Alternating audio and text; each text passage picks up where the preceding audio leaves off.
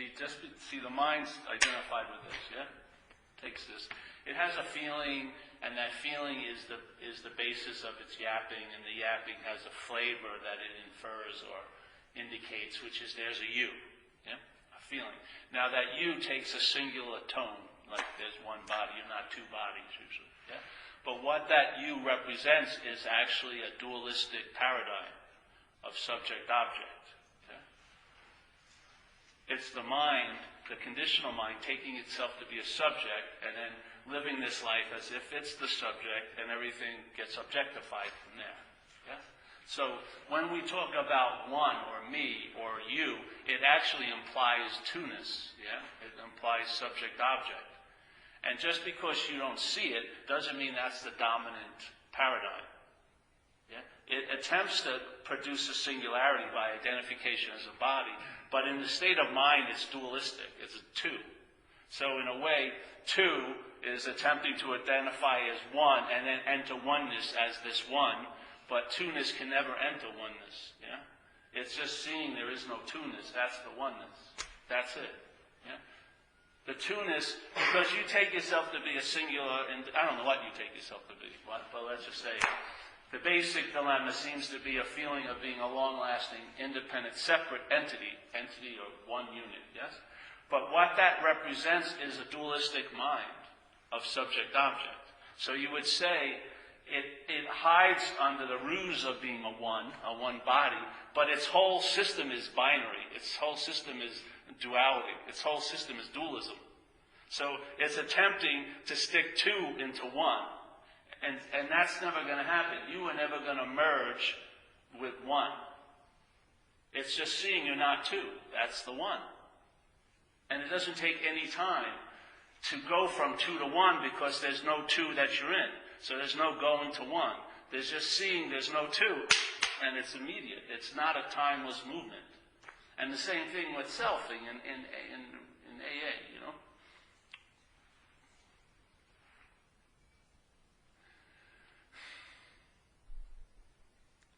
The suffering of self is not from self. It's from the bondage of self, which is different. There is no self to be bonded to, but it's the bondage of. So the feeling of being a self is a bondage in a way. Yeah? So that bondage of self, to get relief from it, you can't get relief from it as self. That's the primary dilemma. Yeah? Self is trying to get out of self, which is an impossibility, because wherever self appears is the parameter of self. It can never leave the fence post that it represents and be on the other side of the fence and looking at the giant pasture of selfing and saying, I'm not that. That would also be the pasture of selfing, that voice that says, I'm not that. Yeah? So self can't get out of self. It's very important in a way to recognize the futility of the system that's running the show or navigating the life, because it can't escape its own limitations. It just can't do it. So self can never transcend from self, because it doesn't exist or doesn't appear to exist anywhere but in selfing. There is no self that got caught in selfing and now can get relief from it and transcend into another state called non-self. That's no way. There is no sense of being, there is no body as you. You are not the seer, the hearer, the feeler, or the taster as this. What is seen can't be seen. What is hearing can't be heard. It's impossible because it's subjective. It's pure subjectivity. It's no thingness. It's awareness, if you want to say it, or it's consciousness. It's not being generated by a thing. It's not being done by a thing. Yeah? It's prior to thingness. Thingness, I would say, are appearances in it, but they are never going to be what generates it. Yeah?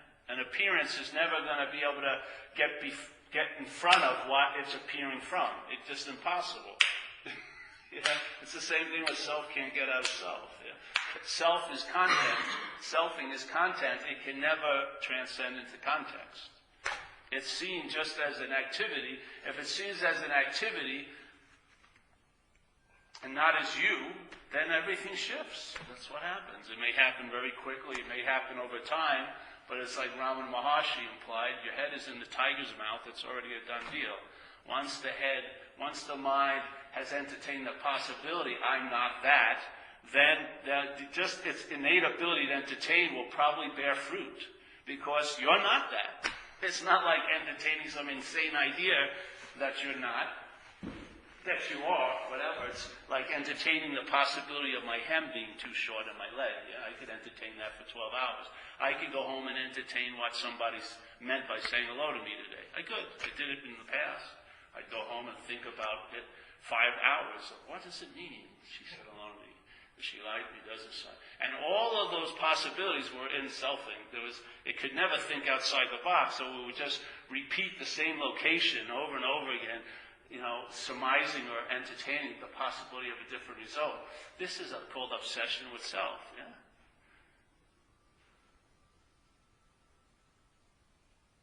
What would happen if the mind entertained a true possibility? Hey, I'm not that.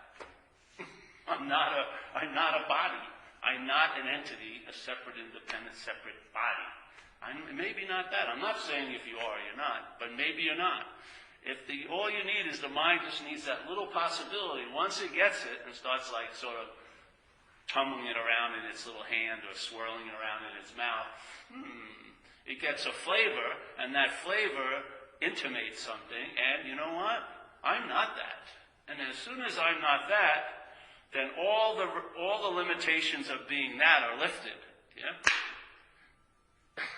I'm not entertaining freedom and peace from self anymore.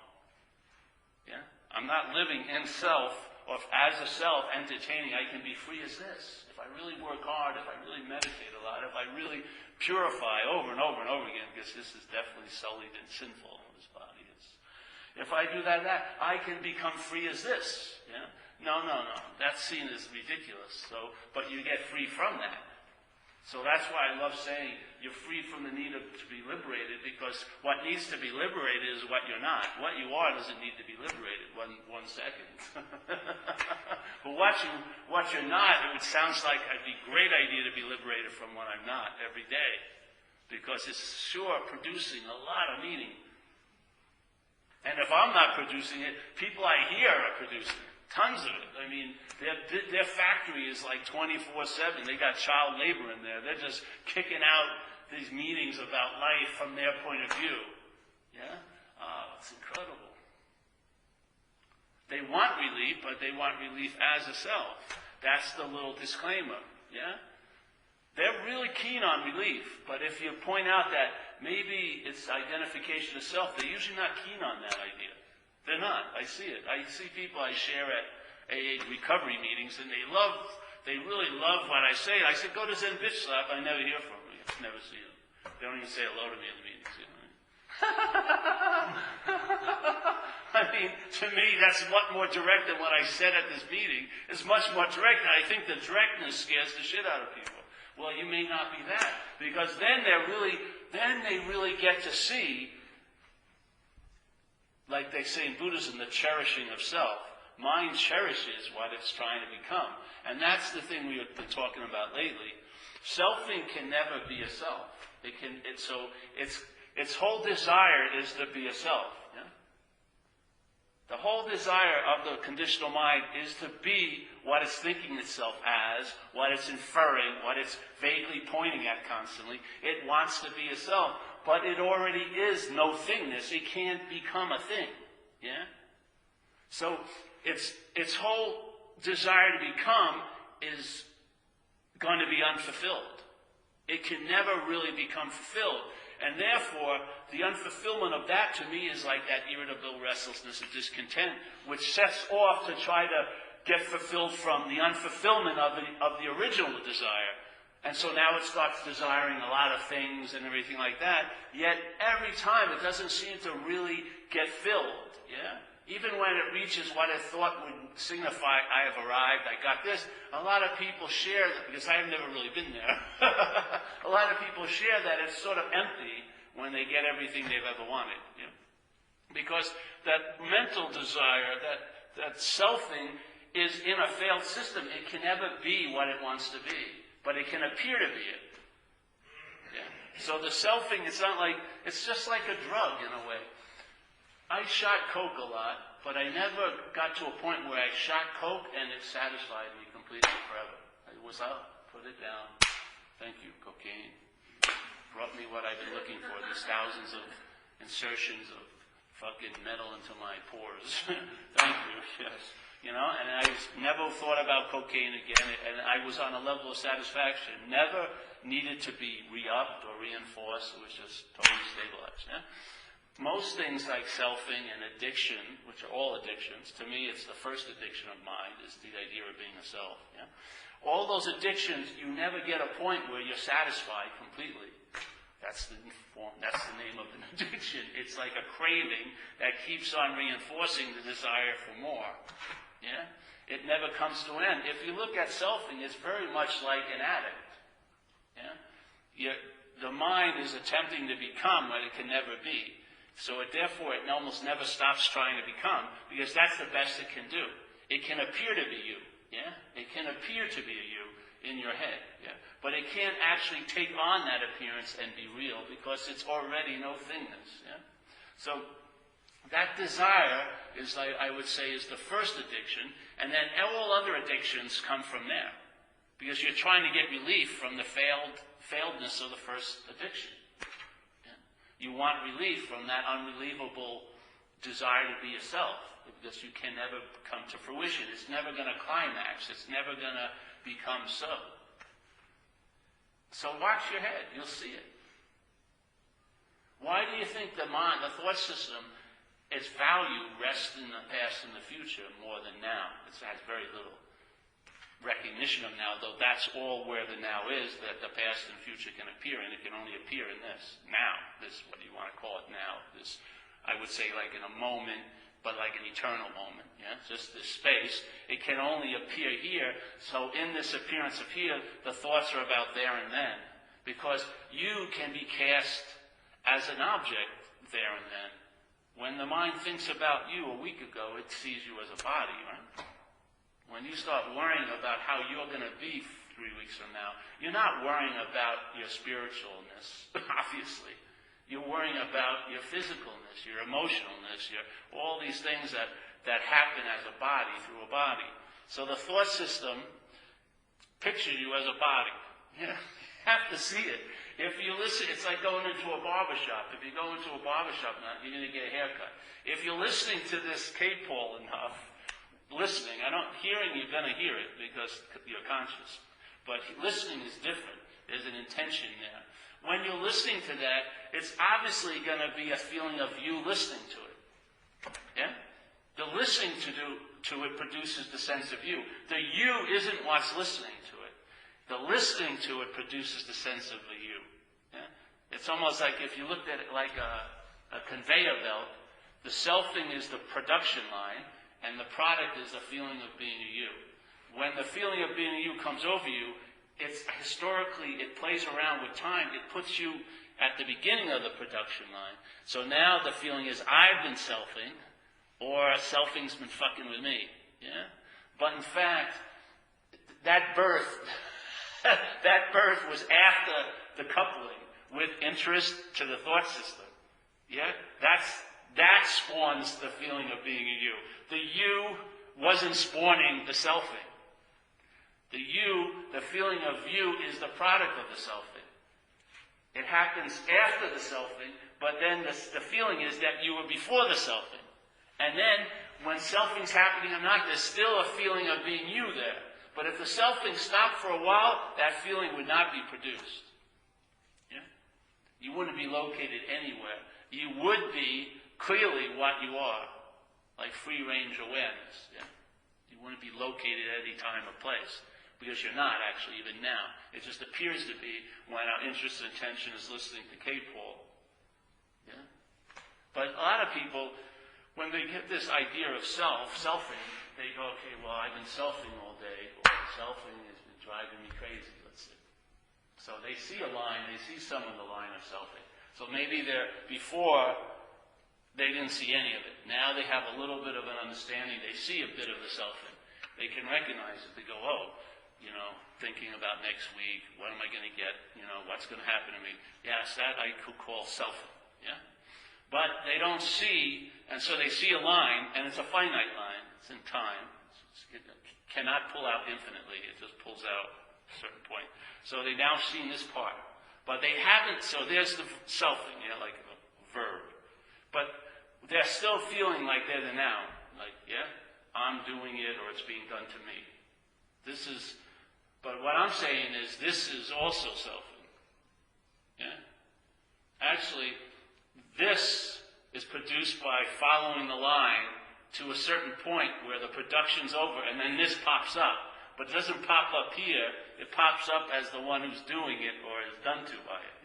It doesn't pop up. It's not, in other words, it's not going linear. It's mind's playing with it. It's bouncing back and forth. So the selfing's going like this, but there's a feeling if you're doing it or it's being done to you. That was produced here, but the feeling is you're here. What I'm saying, that feeling of you is also selfing. In other words, there's no point, no matter how far you go back the line of selfing, that there's a you pops up. Or a noun pops up. No one's doing it.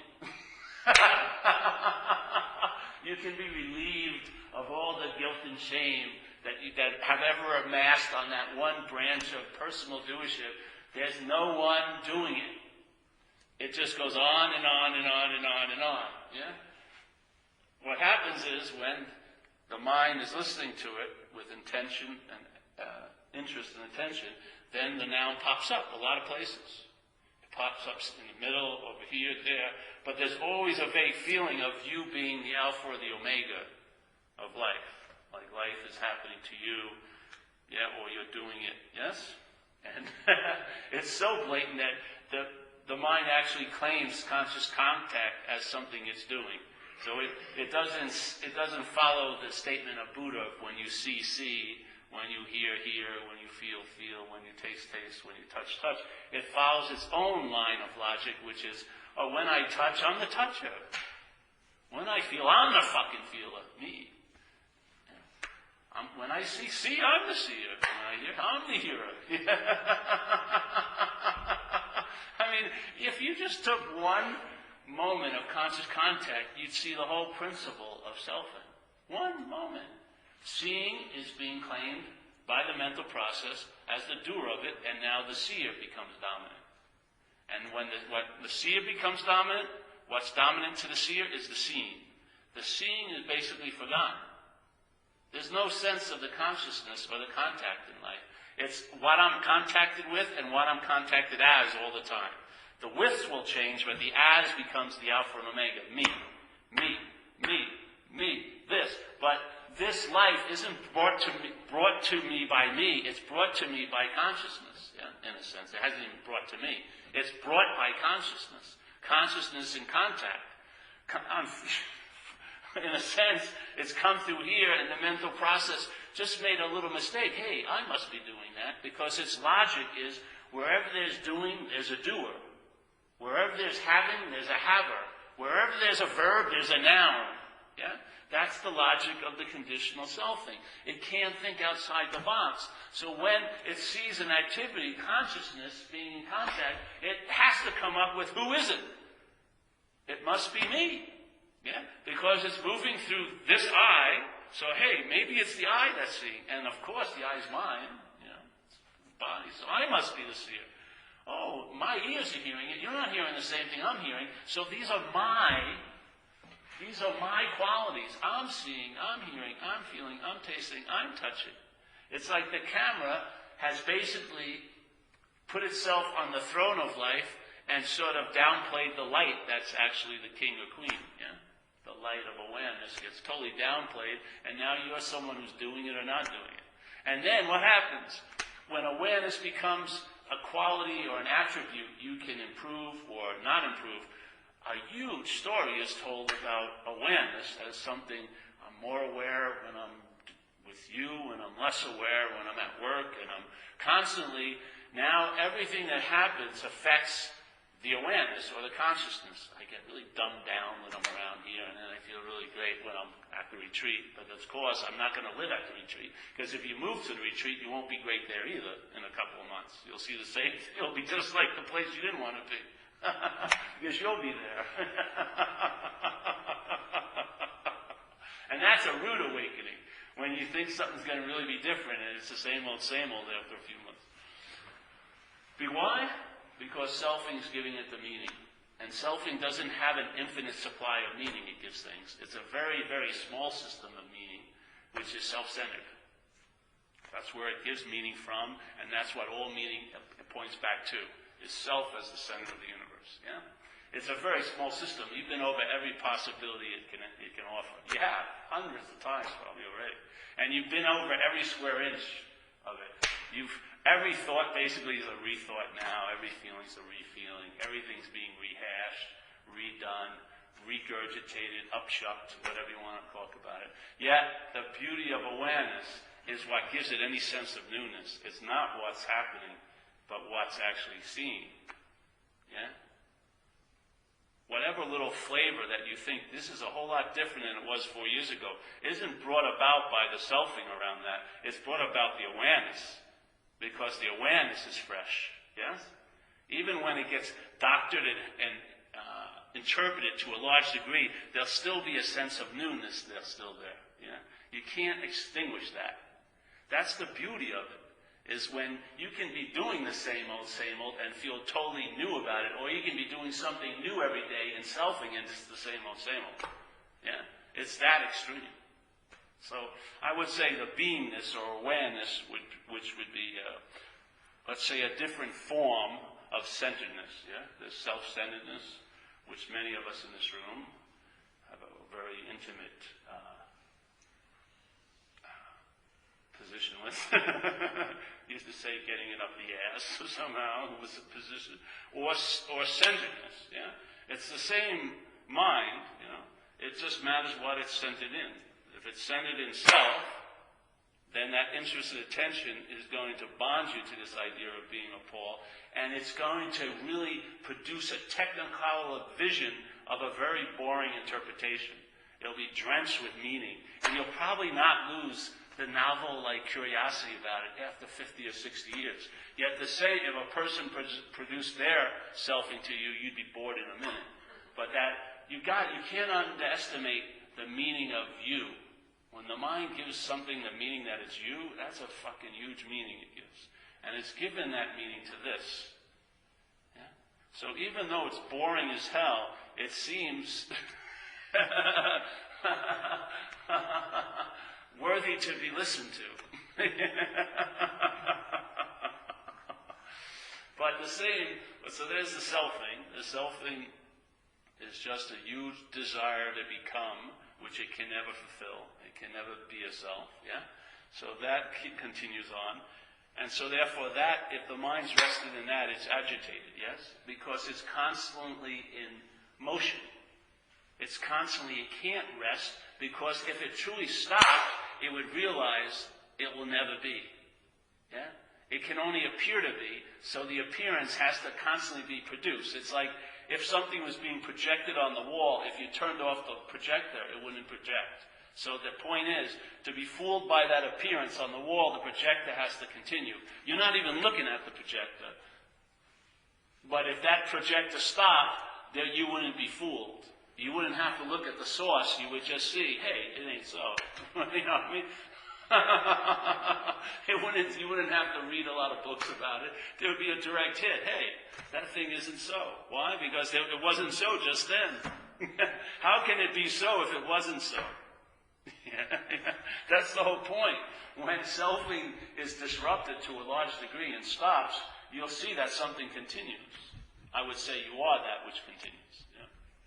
And once that happens, it's hard to fall for the never-ending story of the long-lasting, independent, separate life called Paul as a historical figure, because it's been absent. It's inherently absent, literally. It's inherently absent. It wasn't like it once was, and then something happened, and now it isn't. It has never became fulfilled. You never became this. You're just constantly in the becoming of it, yeah. That's why when anger happens, and let's say if it happens a number of times, the mind makes a noun out of it. You're an angry person. It's just constantly trying to become a noun. Constantly trying to become a noun. Yet it can't complete that, so it's unfulfilled. Why do you think you're seeking constantly?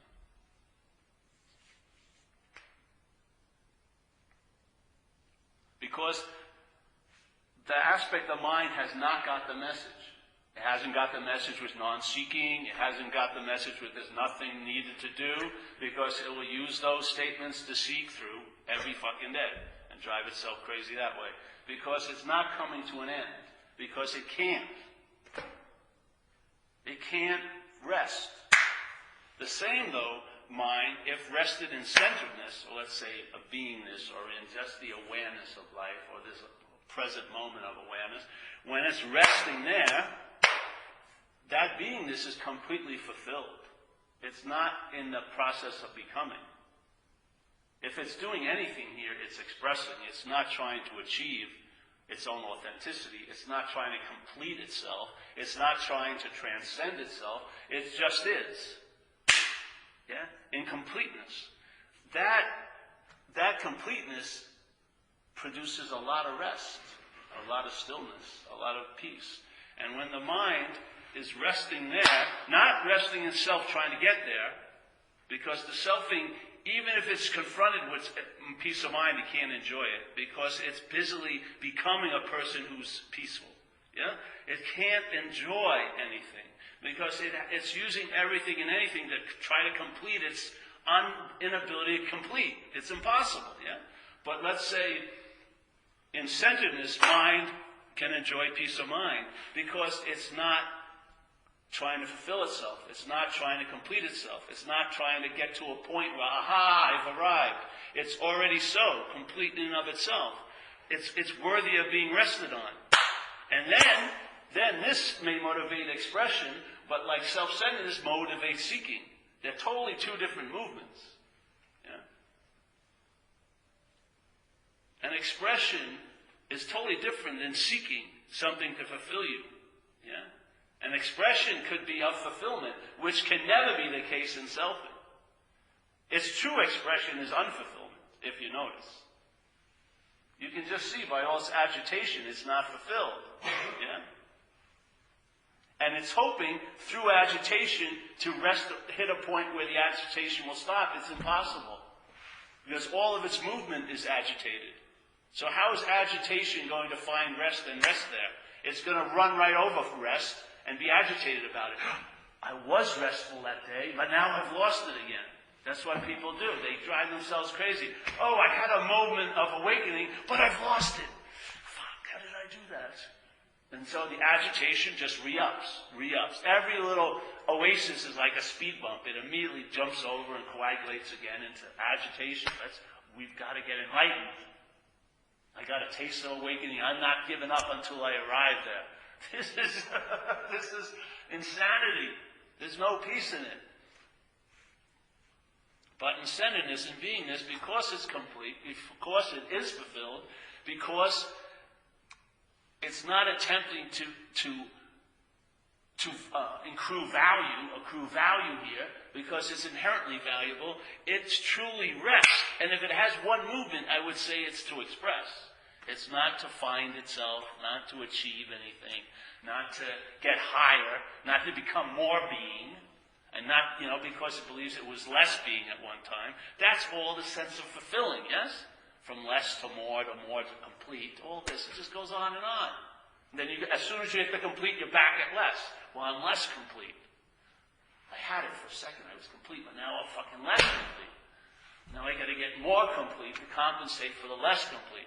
This bypasses it all. You can rest. Mind rests. It sees the production of selfing. It sees it, but it's not that. It's not a self that's seeing it, and it's not the end product, and it's not being done to by selfing. You're taken out of that false oneness of you, which is not you. It's subject-object. That is taken out. And now it's just subjectivity. Yeah? It's like that Who song, You Won't Be Fooled Again. Seriously. Because you are not whatever got fooled. You were never that got fooled. There may have been a whole lot of fooling, but there was no you that got fooled. And there's no you that's going to be unfooled. It's seeing that there was no you. Yeah? And then the meaning that being fooled had is dissipated. Who gives a fuck? So there was fooling going on. You didn't waste any time. You're not in time. wish I was smarter. I wish I would have, if I would have went to Bombay and saw Nisargadatta instead of Sri Chinmoy or something, I would have been totally clear by now.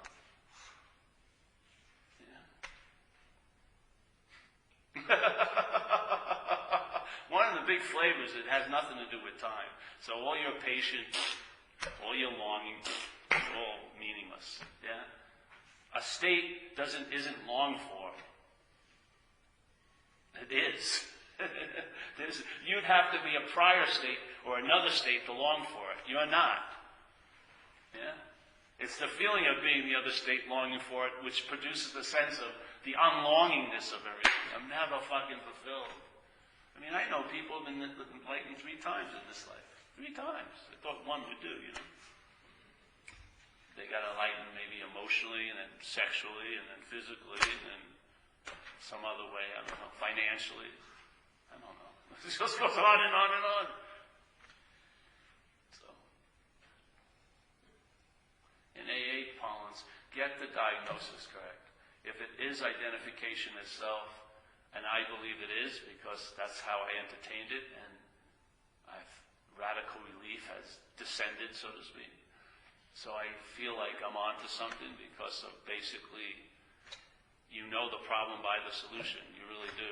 When the solution becomes dominant, the problem recedes.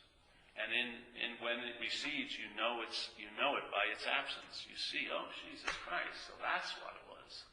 But you never know it while it's being you. You just can't. It's impossible. But when you're not that, you get to know it. And you get to know it, and it distills it to one very important statement: I'm not that. That's as simple as that. Yeah, and that's all you need. After a while, you don't even need that, but if you do need it, it's a good place, it's a good thing to get repetition about. You're not that. Because you'll see, all the suffering of this place comes from you being that. That's where it is. That's the root crux. Yeah? I'm not talking about pain. Physicality happens, and there's pain there. But the suffering about it is brought to you by self-centeredness. Yeah? So the solution will tell you what the problem is. And the solution will tell you the nature of the problem, which is it's imaginary. It's only an appearance. Selfing will never be a self. It will never complete that loop it's in. It always gets to it. It appears to be you, and it has to keep appearing to be you because it can never hit, and you're that, and then you stabilize as that. Yeah, it never goes that way. It's just.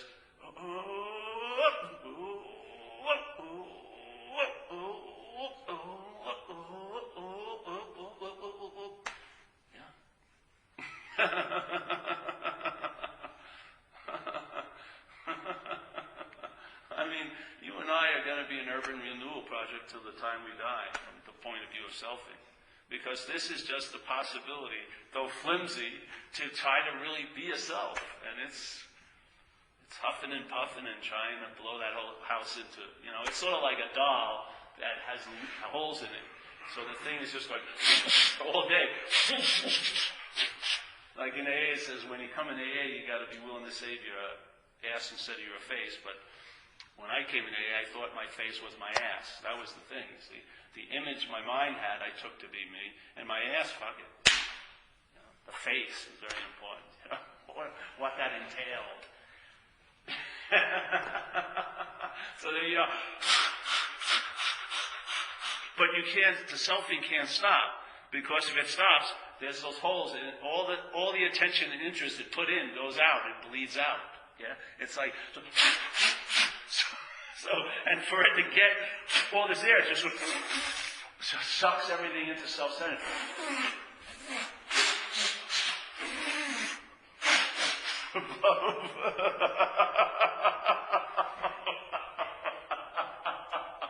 And it cannot stop, because if it does, it's all seen to be what it is. It isn't. It's just a mental activity. It's like I don't want to use that picture. Maybe I could.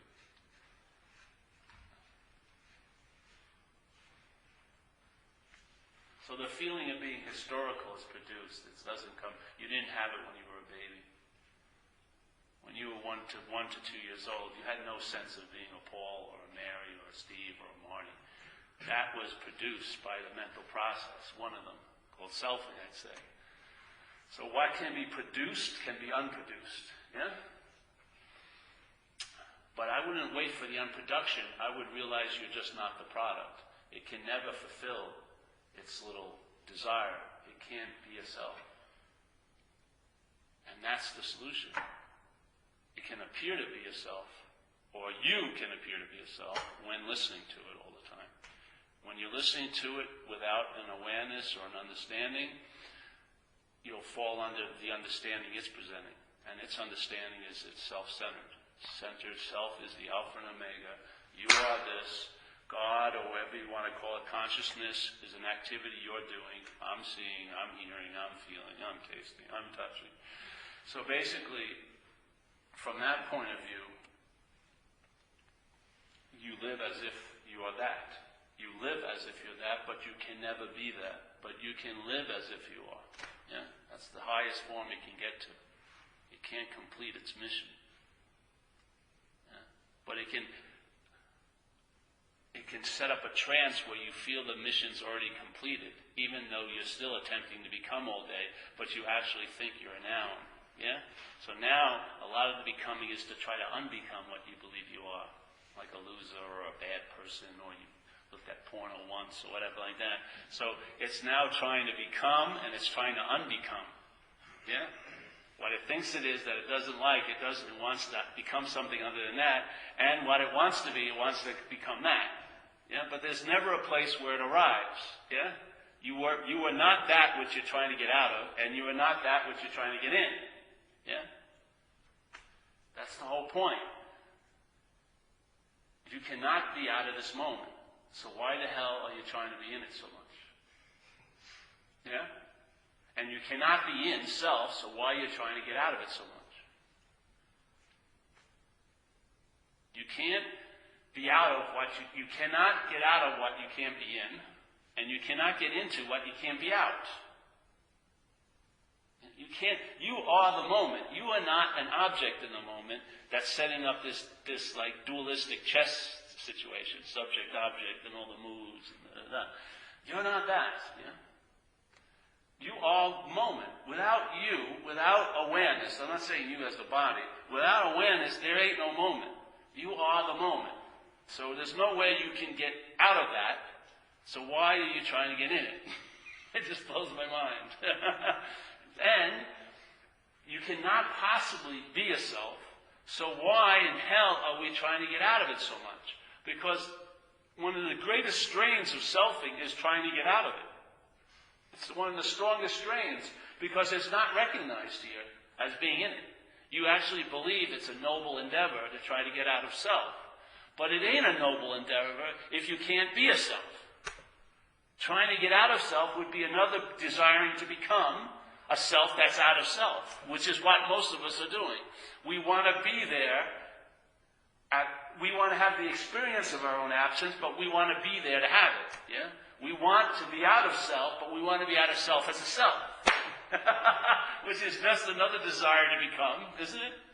And so on and so forth. Self can never get out of self because it's not in self. Why do you believe they make that statement so much? Self can't get out of self. Why is that? Because you can't be in self. That's the whole point. So self can't get out of self because it's made a mistake. The mind thinks it's in self. That's why you can't get out of it. You cannot get out of an imaginary problem. You cannot leave an imaginary place. Yeah? It's like this lady sent me something I said a long time ago. I forgot, which I like though. She said, you can only be lost when you think you're going somewhere.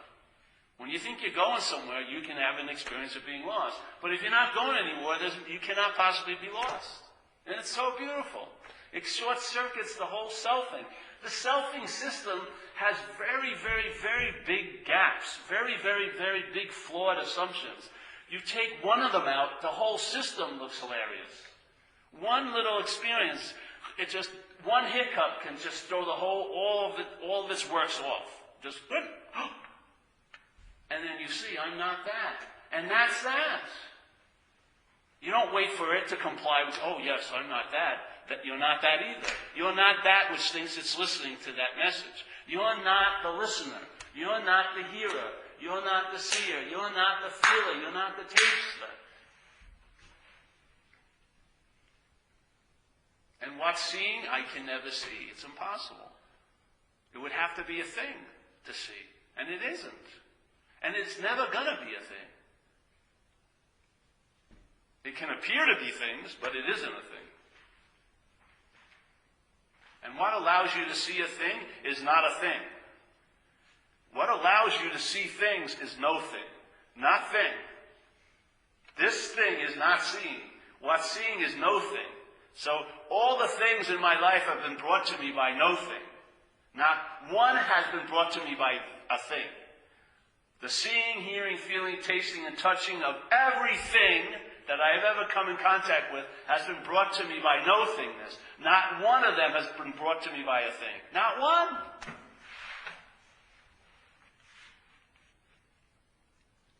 Yet, we give credit to the thingness of this, and we forget the no-thingness of what we are. And maybe just a little honoring of the no-thingness would really change the way you travel here. You know?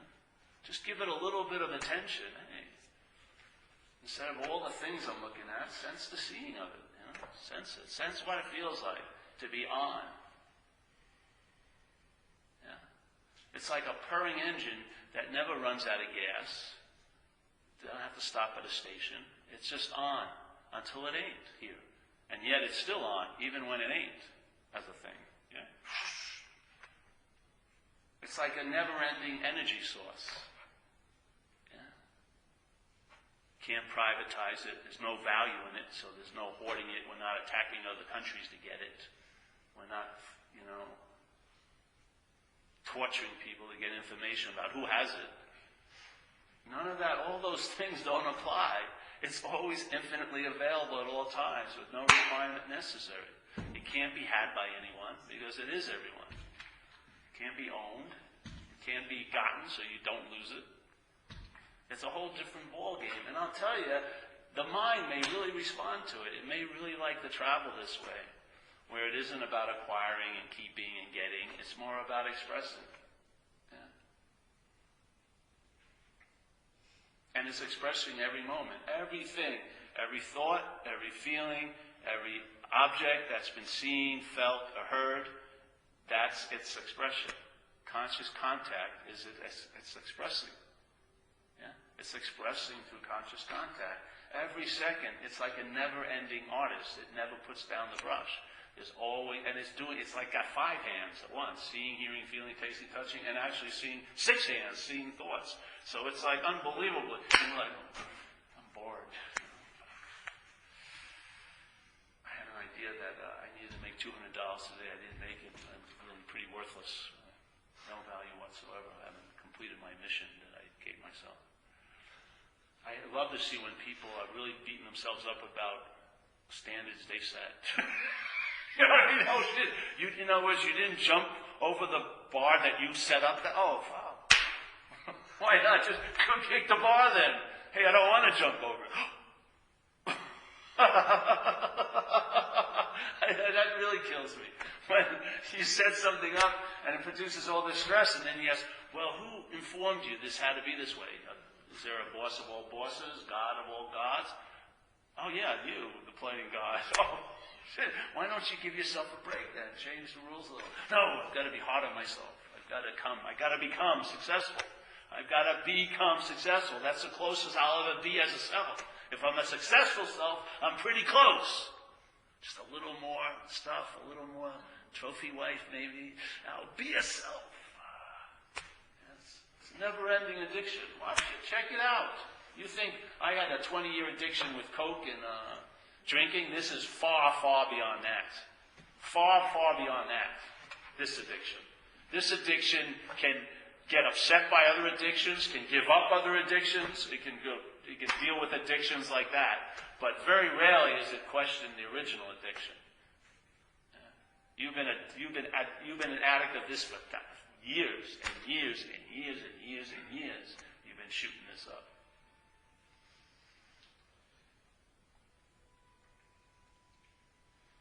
Every mirror, every magazine cover, every radio station, every this, I, me, my.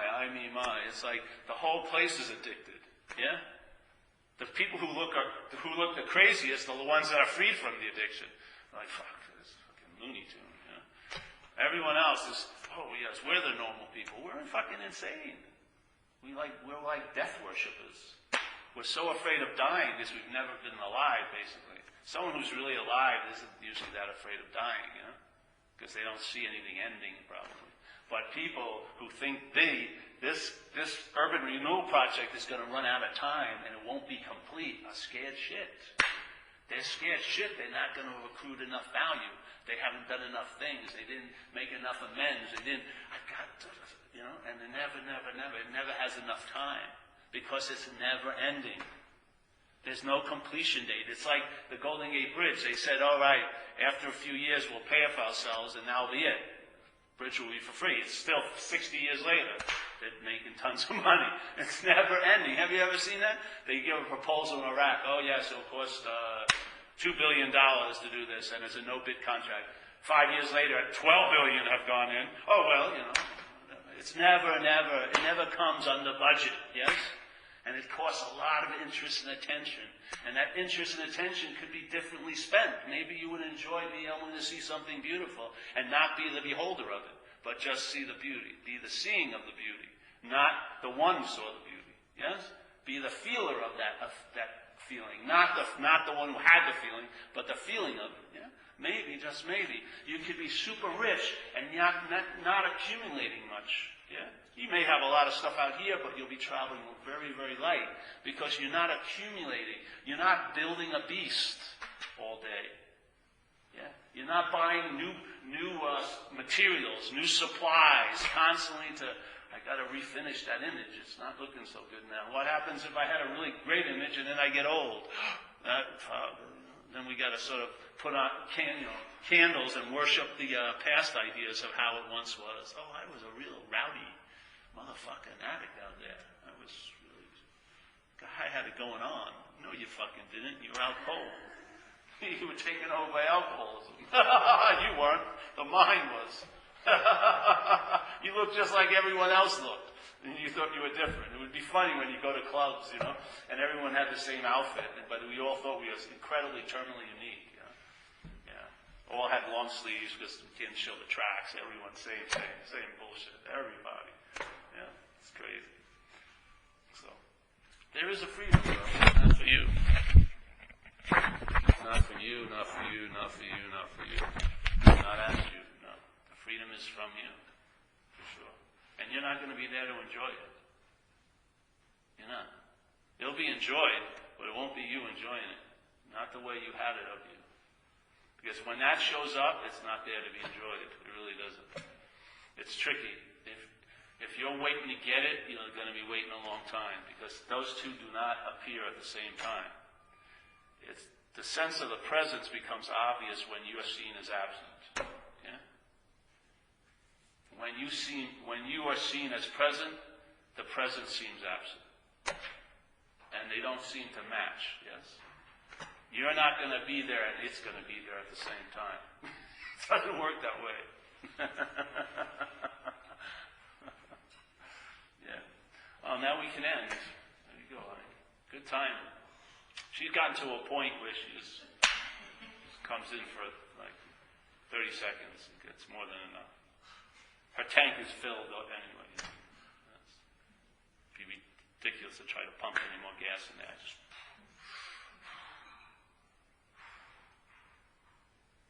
So it's a good idea, you know. If you feel like there's a you, come back. If you don't feel like there's a you, you'll probably come back anyway. Yeah? Because I'll tell you, it's a really nice sense to feel. I love satsang. Because years before I got swept away with this lady who she's told me about this giant Indian sweat they're having in Mount Shasta, which is a very mystical mountain, about 5 hours away from there. You know, they sell tons of crystals in the town, and it's just all about stuff. And so I was open because I was in the business of improving very strongly. So I went to this Mount Shasta, not knowing anyone or anything there. And it was like this, it was a huge event for the people that were in that sort of milieu. You know, people come, they were driving in Harleys with long hair. They come up, oh, he's one of the teacher's friends. Oh, he's big, oh, yeah, whoa. And they pull in from everywhere, come from everywhere. And they had this Native American Indian, you know. And so they built the tent thing, and they put these canvases over it. And they dig a big hole and they throw rocks in there. And then they take supa, like boiling water with herbs in it, and they throw it on the rock and it creates a huge heat. Yeah?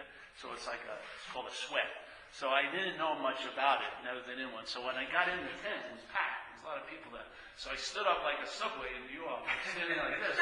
But I didn't know that everyone else sat down when the flat was, because you can't see anything. But I had no room. So when I tried to sit down, they go, hey, whoa. I had to sit there and the heat rises. So I was getting cooked. My arms here and my ears and my nostrils, inside my nostrils. I said, this is going to be open that flap. And I just rushed and jumped in the stream, and it's a big rush. You jump in the cold water, and it's a phenomenal experience. So the next time they got me in there, this time I'm all burnt, really, my inside, this and that. So I try to sit as close as I can to the flat, you know. And man, I they just kept on going, chanting, and they wouldn't open the fucking. And I passed my point of, you know, I just couldn't take it anymore. Like 30 minutes before, I was just like this, trying to stop. It was like a wave of heat. I was trying to stop it, like going like this. It was just hitting you every time. I said, "No more water." So this is years later from that event. Nothing radically changed from that event. Years later, I'm with one of my guys, and he's with these other, white American guys who are wanting to have a Native American experience in Petaluma. So they built they brought an Indian from Oklahoma. I don't know if they were involved with them or not, but they brought him. And they had the saplings, and they built it per instruction, and they're going to have a sweat. And he wanted me to support him. So I said, all right, sure, I'll go. So we went up there, and it was about 12 of them, and the Indian comes, and we get into the big, it wasn't that big, but it was, sort of big. And this thing starts, and as soon as I'm sitting there, my mind says, this is hot, and I just got up and left. It was great. I said, wow, it's hot. And outside, they had all the food and the sodas. It was a beautiful night. I could hear them moaning and praying there, and I'm kicking back, eating like this. It didn't take a second to recognize, hey, it's hot. You know what I mean? What motivated me to stay in that first tent had been totally extinguished. There was none of that motivation. I didn't see any value in suffering to produce an effect on what I'm not. Yeah? It was so clear. It was incredible, insightful knowledge. It was like that. There was a recognition, conscious contact, hot, got up, went out. It was great. That's what it's like. By the solution, I knew the problem. That incessant desire, I'm going to become, stick with it, become. All those hours, nothing right or wrong with it as a form of expression, but as a way of completion, no fucking way. You are already so. Yeah. All I can try to do is complete what can never be completed. That means not sought once, seeking. That's not become and then be. No, becoming. It's not desire and then fulfillment. Desiring. It's never ending because it can't complete itself. The mind can't complete its mission to be a self. So it can only appear to be one in time. Yeah? When that was seen, a lot of that stuff that I would put up with and do and just was totally lost total. I could care less about it, like overnight. I didn't have to get weaned off of these things. I got an urge to do a 10-day retreat. No, I didn't. I had no urge whatsoever. I love missing teachers. Yeah. I loved it when people said, hey, you know who's in town? You missed him. Oh, I missed it. Yes, hallelujah.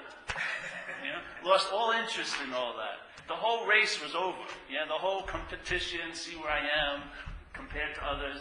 always all gone, dismissed, like overnight. So beautiful. That's when mind shifts.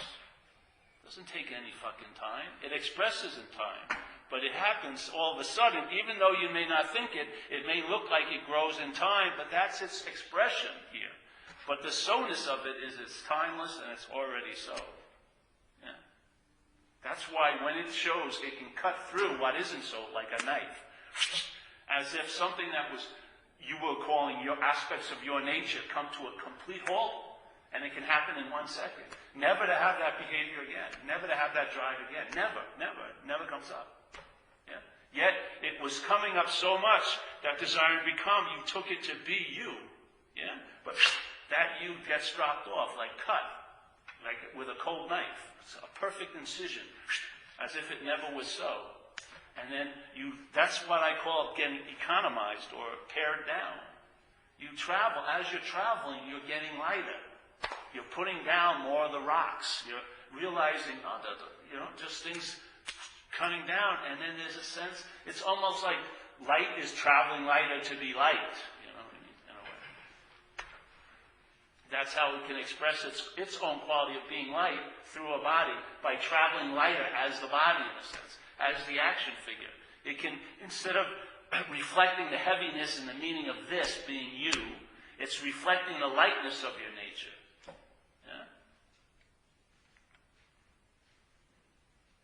Sort of cool. So, yes, that's that. There's no questions, is there? No. I call it a process, yeah. You could say, but it's actually. That's what's happening. You're just not identifying. Yeah, that's what's happening. See, the attention and interest is resting in awareness, so it's aware of the desire to become, but it doesn't follow it like a shooting star to its incompletion. Yeah? It loses interest in it because it's not about you. And that's how you know the problem. One of the main aspects of the problem is it's about you. When it's not about you, that stuff that was driving you crazy doesn't have the power to drive you crazy as much anymore because there isn't the you there. Yeah? So you see, the quality of the movie is really produced by the audience. It's not the movie that's good. It really isn't. It's really boring. When you hear the movie from someone else's mouth, you're bored in a minute. You say, and you have great wisdom about that movie. But when it's you, so it's the audience that gives the value to the movie, not the movie to the audience. See, that's the thing to realize. Mind is giving it all the value it has. Yeah. And mind's pretty damn good, so it can seem really fucking real because the mind is incredible. Mind is no slouch when it comes to entertaining. I mean, look at it. Yeah? So, but it's not what you think. It's not the thought system that has you enthralled. It really isn't. It's the mind cherishing the idea of the center of that thought system, yeah? That, because it thinks it's you. Therefore, all the thought system is just like just constantly placing mirrors to get different reflections of you. All in all your glory, fucked up, happy. That's all it wants to capture is you. Yeah. So, yeah. That's that.